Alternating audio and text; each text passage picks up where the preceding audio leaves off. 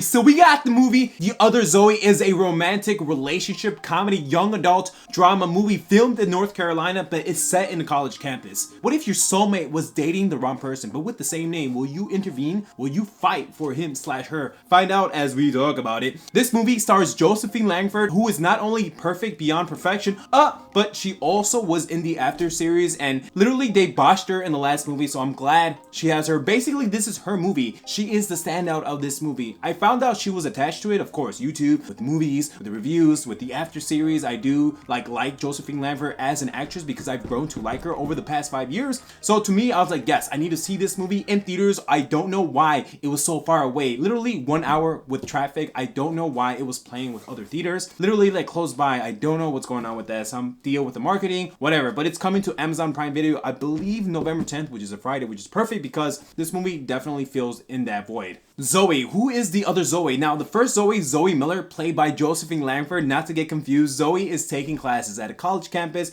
She is working at a bookstore and she is trying to become this tech wizardry, making application based on like compatibility, science, romance. She is very smart and very beautiful, to say the least. Her voice literally radiated throughout the whole theater. Now, I don't know if that's because I literally went to another theater that's an hour away with weird technical like soundtrack and stuff, but I did reminisce of her sound. I was like, dude, this is amazing. Josephine Langford in a full theater. It was amazing to hear that. I'm like, wow, dude, her voice radiated from the movie. I feel like, of course, let's be honest, for 5 years she's doing romance movies and now she's doing this. Yeah, sign me up. A little bit what I said before, she is that type of girl where if she like talks about love, it's all about capability, similar interests, aligned goals, that type of thing. So she doesn't feel the void of opposite attracts. However, her world gets completely flips as she meets Zach. Zoe Waller encounters Zach, who gets hit by a car. If you've seen in some of the trailers or some of the early marketing material, as they have in Amazon Prime, he loses his memory. Basically, she runs to his rescue because she's right there. He gets hits on his head and basically she's like, my name is Zoey. He thinks that Zoey Miller, played by Josephine Langford, is his current girlfriend. And so now this is where the tropes of the movie really began. She gets wrapped into playing pretend girlfriend because they go to the hospital, they go meet the parents, they go to different dates, they go to that amazing ski trip, and she tries to find a way to tell him the truth, but unavoidably,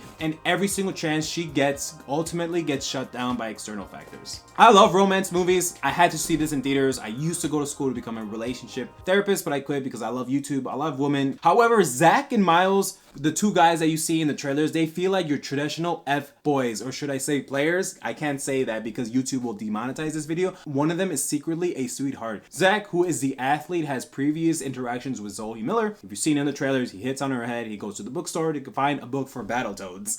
Miles is the cousin visiting them and also gets enough screen time with Zoe to potentially make it or not. Don't want to ruin it for you. Ellie, or Elle, is her best friend that lives with her. And I feel like they talk on the phone about love, boyfriends, what's happening in her life. So basically the main cast support system, which is Zoe. The movie really made it out to you that they text. They talk with high definition video. Literally, like when they're talking, the camera's pointed with the character as well as Josephine Langford's beautiful face, or it's the other way around, whoever she's talking to. And the movie really makes you to feel like it's high definition, even though she's talking in a phone. It's high definition what they were talking about. And of course, I knew that because it's appealing to younger generations, new lovers, young adults, in college, and those people in college. Everyone has a phone. It's a new age of dating, which is bizarre because dating has become very complicated and this movie makes it so. One thing kind of unrelating to the movie, this movie is perfect for this time of year. Right now in Chicago, Illinois is October 22nd. So it's middle fall, almost late fall, but this movie is set in late fall, early winter because there's some scenes with the snow. They have jackets. It's in that autumn fall setting where it's a beautiful day. It's sunny, but it's a little bit cold where it's sweater season basically. Or this movie comes out on Prime Video, which is I believe November 10th. It'll be perfect for that time of year because it just synchronizes with the environment that you're gonna watch it. If you're in that type of like hemisphere where seasons are a thing.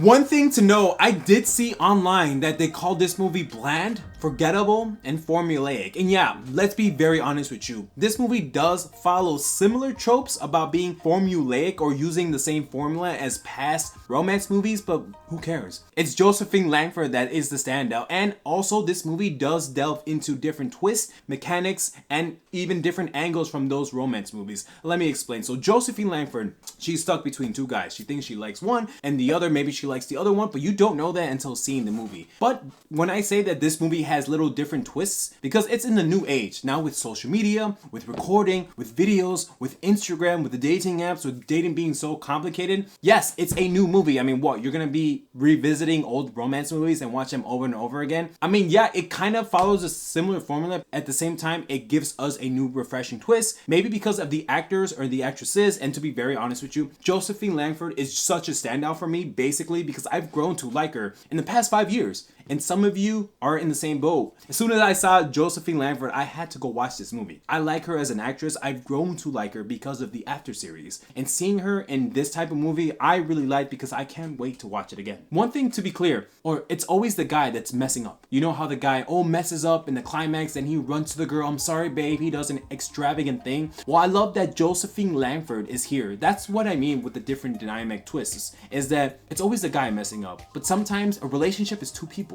And as a dude, I would have, I don't know, I don't want my future girl to mess up, but if my future girl messes up and then comes, like, I don't want to say running back, but if she does something like in other movies that don't happen a lot, sometimes a girl messes up, sometimes the girl has to make things right. And that's awesome because it's not always the guy that's messing up, sometimes it's a girl. And I would love for a girl to mess up. I mean, of course I would get hurt, but then come back to me saying, I'm sorry, I want to be with you, you know, you're the love of my life. So it's pretty cool, and I love that. Because I feel like in this day and age, a lot of people are so stigmatized on dudes messing up that dudes can run to girls. When in reality, sometimes the girls should own up to their mistakes, especially in this movie, that what she did. I'm not saying what she did was right, but still at the end of the day, it's always a nice, refreshing take to see actually a girl own up to her mistakes because of what she did in this movie. Although one thing, I thought going into the movie with a runtime of 1 hour and 26 minutes or 31 minutes, different websites say something else, but it's like a 1 hour and a half type of movie. I thought the runtime could be detrimental to the film. I've said this before. I feel like in a romance movie, when a movie's too short, it's hard to get invested with these characters. But for me, since I already know Josephine Langford, I guess some of that pre-opposition could go into this film. But this movie does fit that self-contained short movie romance flick on like a Friday night or a Friday night before you actually go on a date, which to me, the movie does give us a nice screen time with every single character. So the movie flows from scene to scene. And even with these characters, it's a lot of dialogue, a lot of dramatic stuff, a lot of comedy, a lot of laughing, heartbreaking, heart romance, love. To me, I thought the runtime was okay and actually justified this film actually being a little bit shorter. Of course, I don't want to spoil anything to you, but a new age of dating and social media, she makes this tech wizardry work, and I love the outcome of the film, and I cannot wait to see it again. I loved everything about it. I mean, I'm not going to give it a great score, but it's not even a bad score like those critics are saying. At the end of the day, I'm going to give this a solid B. I had a great time with this, maybe because of Josephine Langford. I love the material. I love the subject matter of this movie that it has, because I still feel young. I look young. I feel young. And to me, even just left college for quitting college, to me, I was like, dude, I totally could see myself in this type of environment. As always, guys, if you made it this far, I appreciate you so much. Maybe consider hitting that like button and turning on notifications so you never miss a video. And with that, take care. Bye.